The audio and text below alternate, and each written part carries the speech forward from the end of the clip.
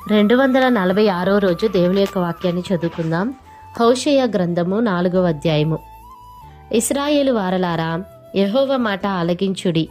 సత్యమును కనికరమును దేవుని గురించిన జ్ఞానమును దేశమందు లేకపోవుట చూచి యెహోవా దేశ నివాసులతో వ్యాజ్యమాడుచున్నాడు. అబద్ధ సాక్ష్యము పలుకుటయు అబద్ధమాడుటయు హత్య చేయుటయు దొంగిలించుటయు వ్యభిచరించుటయు వాడుకయ్యను. జనులు కన్నము వేసెదరు, మానక నరహత్య చేసెదరు. కాబట్టి దేశము ప్రలాపించుచున్నది. దాని పశువులను ఆకాశ పక్షులను కాపురస్తులందరూ క్షీణించుచున్నారు. సముద్ర మత్స్యములు కూడా గతించిపోవుచున్నవి. ఒకడు మరియొకనితో వాదించినను ప్రయోజనము లేదు, ఒకని గద్దించినను కార్యము కాకపోవును. నీ జనులు యాజకునితో జగడమాడు వారిని పోలియున్నారు. కాబట్టి పగలు నీవు కూలుదువు, రాత్రి నీతో కూడా ప్రవక్త కూలును. నీ తల్లిని నేను నాశనము చేతును. నా జనులు జ్ఞానము లేనివారై నశించుచున్నారు. నీవు జ్ఞానమును విసర్జించుచున్నావు గనుక నాకు యాజకుడవు కాకుండా నేను నిన్ను విసర్జింతును. నీవు నీ దేవుని ధర్మశాస్త్రము మరచితివి గనుక నేనును నీ కుమారులను మరుతును. తమకు కలిమి కలిగిన కొలది వారు నా ఎడల అధిక పాపము చేసిరి గనుక వారి ఘనతను నీచ స్థితికి మార్చుదును. నా జనుల పాపములను ఆహారముగా చేసుకొందురు గనుక జనులు మరి అధికముగా పాపము చేయవలనని వారు కోరుదురు. కాబట్టి జనులకు ఎలాగో యాజకులకును అలాగే సంభవించును. వారి ప్రవర్తనను బట్టి నేను వారిని శిక్షింతును. వారి క్రియలను బట్టి వారికి ప్రతీకారము చేతును. వారు యెహోవాను లక్ష్యపెట్టుట మానిరి గనుక వారు భోజనము చేసినను తృప్తి పొందక ఇందురు. వ్యభిచారము చేసినను అభివృద్ధి నొందక ఇందురు.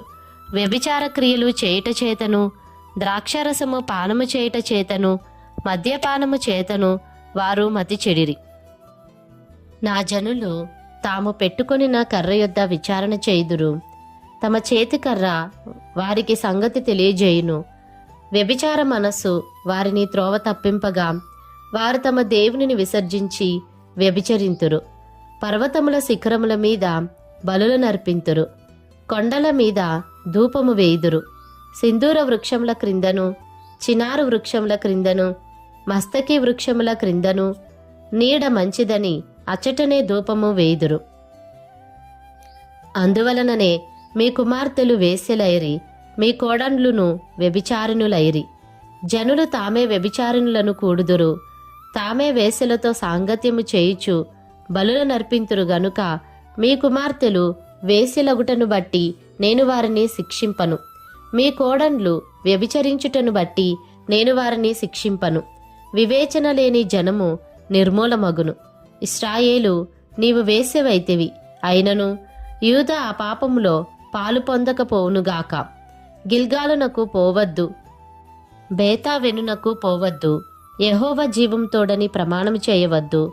పెయ్య మొండితనము చూపునట్లు ఇశ్రాయేలు వారు మొండితనము చూపియున్నారు గనుక విశాల స్థలమందు మేయు గొర్రె పిల్లకు సంభవించున్నట్లు దేవుడు వారికి సంభవింపజేయును. ఎఫ్రాయిము విగ్రహములతో కలుసుకొనెను, వానిని అలాగుననే ఉండనిమ్ము.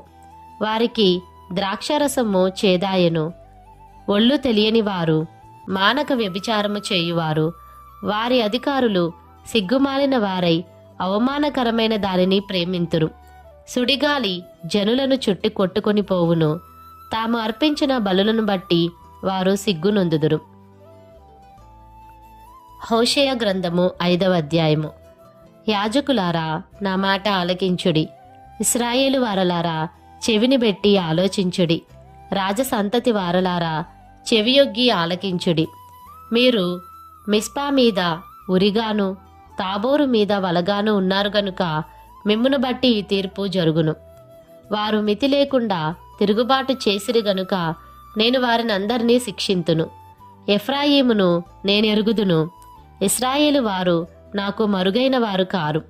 ఎఫ్రాయిము, నీవు ఇప్పుడే వ్యభిచరించుచున్నావు. ఇశ్రాయేలు వారు అపవిత్రులైరి. తమ క్రియల చేత అభ్యంతరపరచబడిన వారై వారు తమ దేవుని యొద్దకు తిరిగి రాలేకపోవుదురు. వారిలో వ్యభిచార మనస్సుండుట వలన వారు యెహోవాను ఎరుగక ఇందురు. ఇశ్రాయేలు యొక్క అతిశయాస్పదము అతని మీద సాక్ష్యమిచ్చును.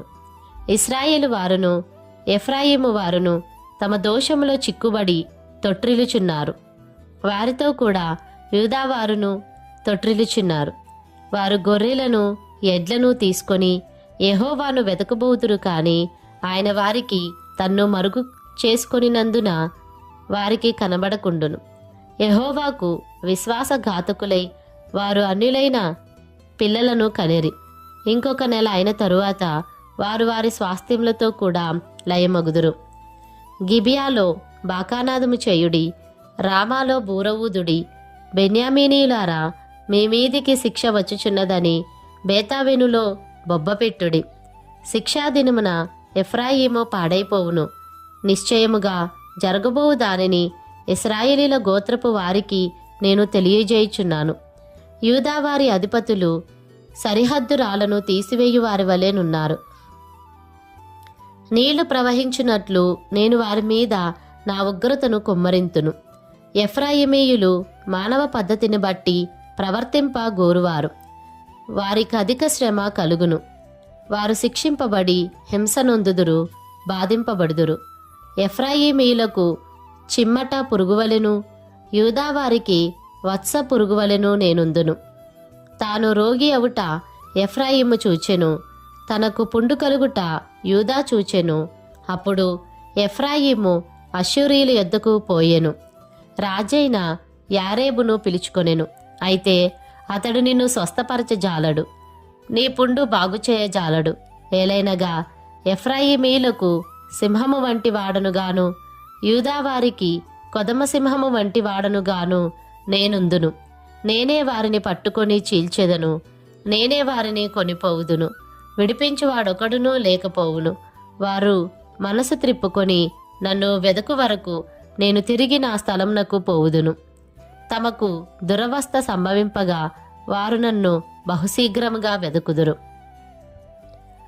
హోషేయ గ్రంథము 6వ అధ్యాయము. మనము యెహోవా యొద్దకు మరలుదము రండి. ఆయన మనలను చీల్చివేసెను, ఆయనే మనలను స్వస్థపరచును. ఆయన మనలను కొట్టెను, ఆయనే మనలను బాగుచేయును. 2 దినములైన తరువాత ఆయన మనలను బ్రతికించును. మనం ఆయన సముఖమందు బ్రతుకున్నట్లు 3వ దినమున ఆయన మనలను స్థిరపరచును. యెహోవాను గూర్చిన జ్ఞానము సంపాదించుకుందము రండి. యెహోవాను గూర్చిన జ్ఞానము సంపాదించుకొనుటకు ఆయనను అనుసరించుదము రండి. ఉదయము తప్పక వచ్చు రీతిని ఆయన ఉదయించును. వర్షము వలె ఆయన మన యొద్దకు వచ్చును. భూమిని తడుపునట్టి తొలకరి వర్షము, కడవరి వర్షము వలె ఆయన మన యొద్దకు వచ్చును. ఎఫ్రాయిము, నిన్ను నేనేమి చేతును? యూదా, నిన్ను నేనేమి చేతును? తెల్లవారగానే కనబడు మేఘము ఎగిరిపోవునట్లును, ప్రాతకాలమున పడు మంచు ఆరిపోవునట్లును మీ భక్తి నిలువకపోవును. కాబట్టి నేను చేసిన తీర్పులు వెలుగువలే ప్రకాశించునట్లు ప్రవక్తల చేత నేను వారిని కొట్టి బద్దలు చేసియున్నాను. నా నోటి మాటల చేత వారిని వధించియున్నాను. నేను బలిని కోరను గాని కనికరమునే కోరుచున్నాను. దహన బలుల కంటే దేవుని గురించిన జ్ఞానము నాకిష్టమైనది. ఆదాము నిబంధన మీరినట్లు వారు నా ఎడల విశ్వాసఘాతకులై నా నిబంధనను మీరియున్నారు.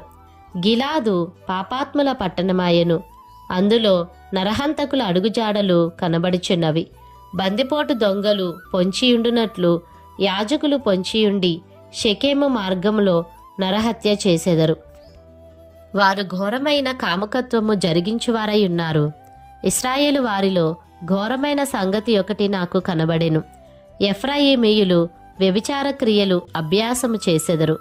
ఇశ్రాయేలు వారు తమ్మును అపవిత్రపరుచుకొనెదరు. చెరలోనికి వెళ్ళిన నా ప్రజలను నేను తిరిగి రప్పించినప్పుడు, ఓ యూదా, అతడు నీకు కోతకాలము నిర్ణయించును.